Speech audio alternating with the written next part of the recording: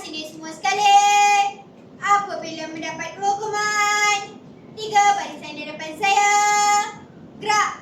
Squad hendaklah bersedia berlari berbaris dalam 3 barisan. Di hadapan, di tengah-tengah, di mana saya menghadap. Faham itu squad? Faham itu squad? Faham itu squad?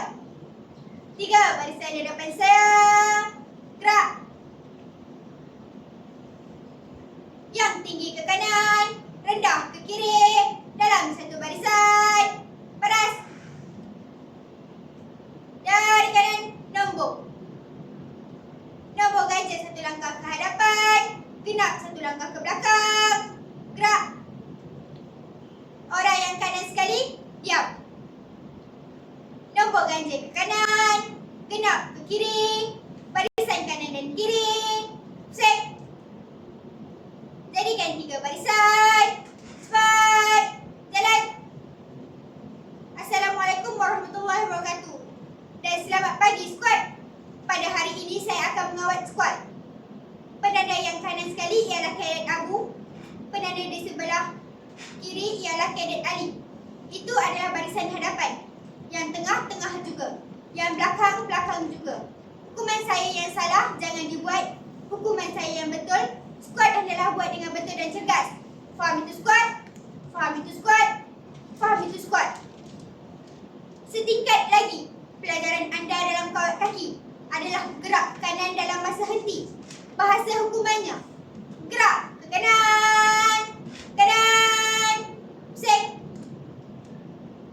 Tujuan pelajaran dan pengajaran ini adalah untuk membolehkan anda membuat gerakan ke kanan pusing dalam masa henti dengan betul dan cergas.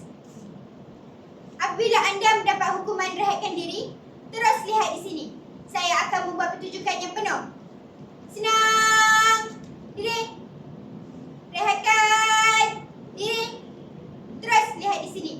Saya akan membuat pertunjukan yang penuh. Hukuman dan perbuatan daripada saya. Pandang baik-baik squad. Pandang baik-baik squad. Pandang baik-baik squad. Bergerak ke kanan. Kanan. Pusing. Itu adalah pertunjukan yang penuh. Oleh sebab belajar dan mengajar, pergerakan ini diberikan kepada beberapa bahagian. Tiap-tiap bahagian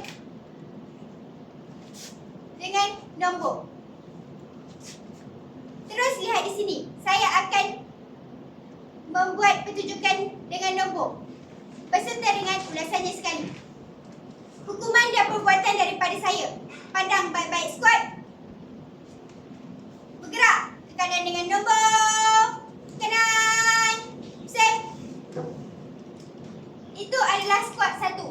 Apabila dapat hukuman squad 1, squad hendaklah berpusing 90 darjah ke kanan. Di atas tumit kaki kanan, hujung kaki kiri. Apabila sampai ke hala yang baharu, tapak kaki kanan terletak atas tumit. Menyerong ke kanan, kedua-dua lutut lurus. Badan tegak seperti kedudukan sedia. Keberatan badan di atas kaki kanan. Ada apa-apa soalan dengan squad 1 squad? Jika tiada, saya teruskan dengan squad 2. Gerak ke kanan dengan nombor. Kanan. Set. Itu adalah squad 2. Apabila dapat hukuman squad 2, squad hendaklah angkat kaki kiri 45 darjah dan hentak pada kaki kanan. Seperti kedudukan sedia, badan tegak, kepala langut. Terus pandang ke hadapan. Ada apa-apa soalan dengan squad 2 squad?